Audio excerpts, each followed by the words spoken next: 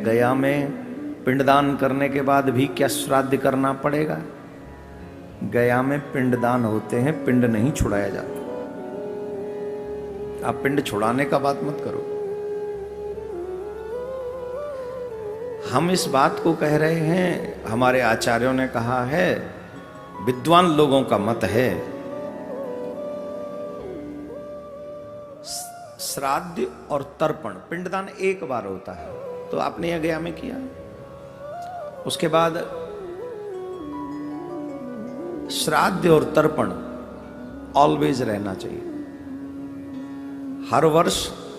अब आप प्रश्न ये उठता है कि जब हमारे पितृ मुक्त ही हो गए, क्योंकि आपने कहा यहां तर्पण पिंड दान करोगे तो मुक्त हो जाएंगे, तो जब मुक्त हो गए तो फिर किसको दें? सुनिए माय डियर, मुक्त होके जाते हैं भगवान के श्री विग्रह में समा जाते हैं। मुक्ति का मतलब ही है भगवान के अंग में समा जाना, पुनर्जन्म न होना।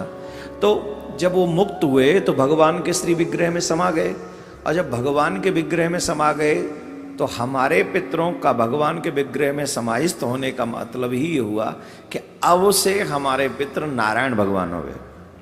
कल हमने आपको समझाया था कि जिसके दादा परदादा कोई जीवित हो और दादी चली जाए, अब दादी का पिंडदान करना है,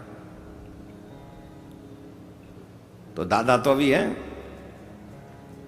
तो उसकी जगह नारायण भगवान को पिंडदान दिया जाता है, और दादी है तो वहां लक्ष्मी मां को पिंडदान दिया जाता है। इसका मतलब असल में तो हमारे पितृ जो हैं वो भगवान ही हैं, उन्हीं से हमारा संबंध है।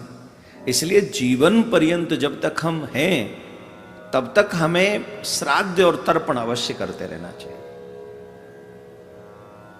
अपने पितरों को मनाने का प्रयास करते रहना चाहिए। ये बहुत सारी चीजें हैं जो भ्रम से काम नहीं चलेगा। कई लोग हमें भ्रम में डाल देते हैं, और भ्रम में डालती हैं हमारी लोग बातें। हम जिनका संग करते हैं वो कई बार ऐसी ऐसी बातें बता जाते हैं, हमारा भ्रम बढ़ जाता है। इसलिए भ्रम नहीं बढ़ाना है।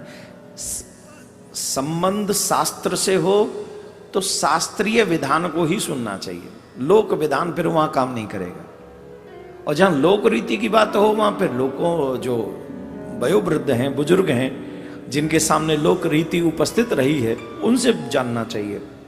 तो कुछ चीजें बुजुर्गों के माध्यम से जाननी चाहिए और कुछ चीजें शास्त्रों के माध्यम से जाननी चाहिए।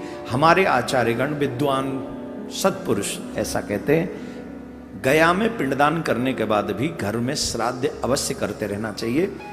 अगर वो मुक्त भी हैं, मुक्त तो हो ही गए यहां तर्पण करने से, उसके बाद में स्वयं नारायण उस तर्पण को स्वीकार करते हैं, और ये हम सब के लिए सौभाग्य की बात होती है।